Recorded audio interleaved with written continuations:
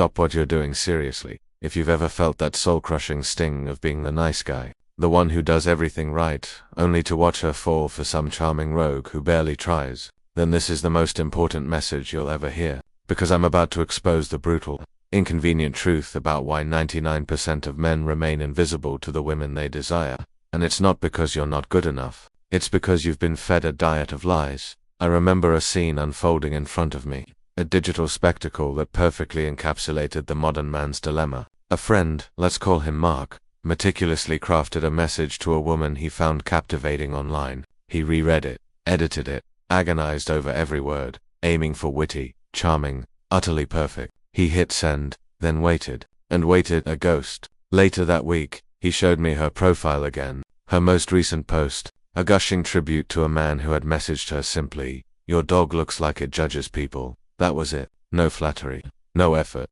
just raw, unvarnished personality. Mark was furious, confused. "But I was so much nicer, so much more thoughtful," he exclaimed, and in that moment, the entire flawed blueprint of modern dating flashed before my eyes. He was trying to logically solve an emotional puzzle, a game he was programmed to lose. Society has been whispering sweet nothings in your ear since childhood.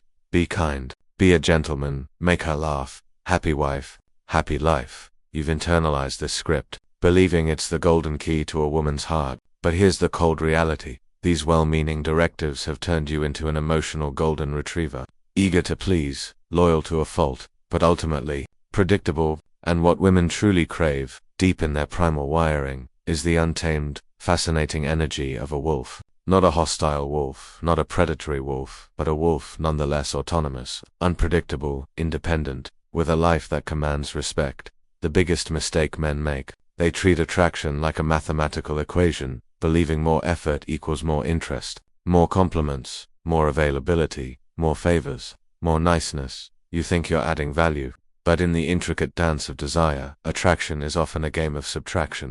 Subtract your constant presence, subtract your desperate need for instant replies, subtract the endless stream of approval, because the space you create, that subtle void, is where desire breathes. It's what pulls her in, sparking curiosity and intrigue. When something is always available, always accessible, its value plummets. It's basic economics, supply and demand. You've flooded the market with yourself, killing the scarcity, making yourself an abundant, and therefore, less desired commodity. Think about it.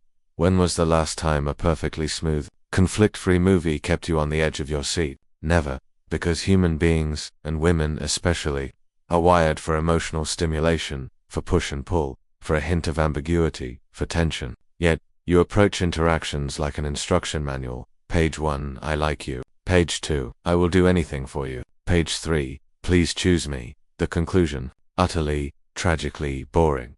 This isn't about becoming a jerk. That's a shallow, immature misinterpretation. Women don't like bad men. They like men who are independent, who own their reality, who possess a robust sense of self that doesn't collapse just because a beautiful face appears. The bad boy often embodies these traits, albeit imperfectly, because he fundamentally doesn't care about external validation. But you can cultivate this same powerful independence without sacrificing your decency. That, my friend, is the perfect combination.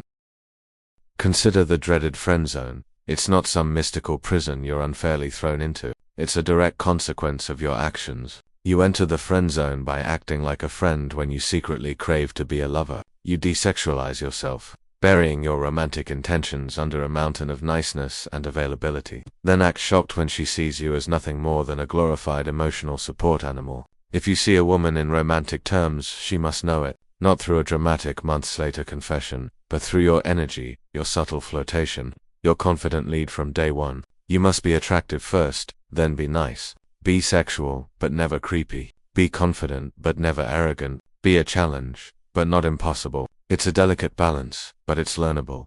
Here's an exercise you can start today. The next time you text a woman, before hitting send, pause. Ask yourself, am I sending this to get a reaction from her, or am I sending this because it genuinely entertains me? If it's the first, delete it. If it's the second, send it. This single filter will revolutionize your communication. Another one, learn to politely disagree. Not to be contrary, but when you genuinely hold a different opinion, voice it. No, I don't think so. I actually see it differently. You'll be astonished at how intrigued she becomes. Why? Because it demonstrates strength. It shows you don't need her agreement. It shows you see her as an equal human being whose opinion can be debated, not a fragile goddess whose words are sacred.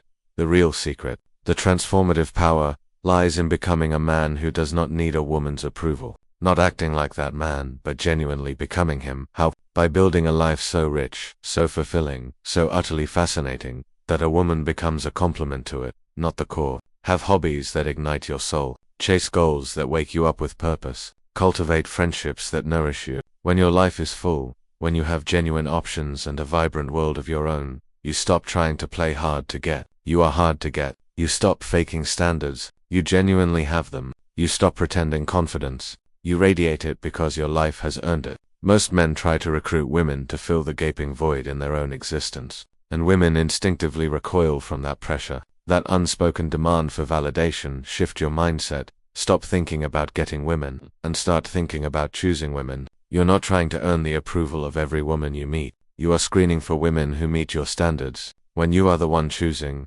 rejection loses its sting. It's not a personal failure. It's simply selection. She didn't fit your criteria. Good, she saved you time. Move on. But when you chase, every rejection is a hammer blow to your fragile ego.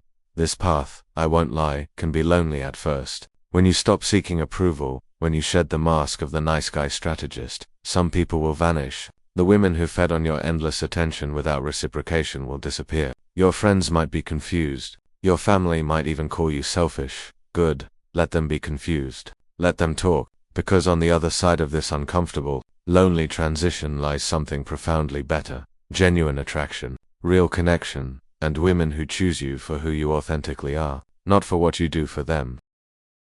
Don't become the man who, at 40 or 50, is still running the same broken program he learned at 15, still wondering why he's alone. Make the change now. It's terrifying, yes, but it's far more terrifying to die with the crushing weight of regret, never having truly lived or loved on your own terms. The ideas I've shared are simple, but their implementation is not easy. It requires reconditioning decades of programming, facing rejection head-on, and embracing the discomfort of becoming someone new. But here is my unwavering promise. If you truly commit to this, if you embody this shift in perspective, your entire world will transform, not just with women, but in every single area of your life. The confidence of not needing validation, the strength of having uncompromising standards, the freedom of being genuinely authentic, these qualities ripple out and elevate everything. So, here's your assignment. Detach from the result. Approach every interaction with women without clinging to a specific outcome. Send messages with no neediness.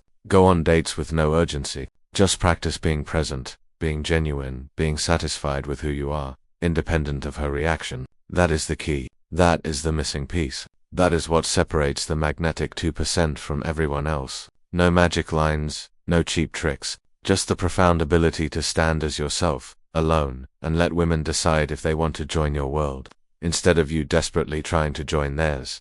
You have a choice. The path of least resistance, leading to the same old frustrations, or the challenging road to genuine self-possession and magnetic attraction. Deep down, you already know which one you'll choose. The only question is, when will you stop lying to yourself and finally act? The truth has been laid bare. Now, you cannot escape it. Now, you know. Don't forget to like this video, subscribe for more transformative insights, and hit the notification bell so you don't miss out on unlocking your true potential. Share your thoughts in the comments below. What's one thing you'll start doing differently today?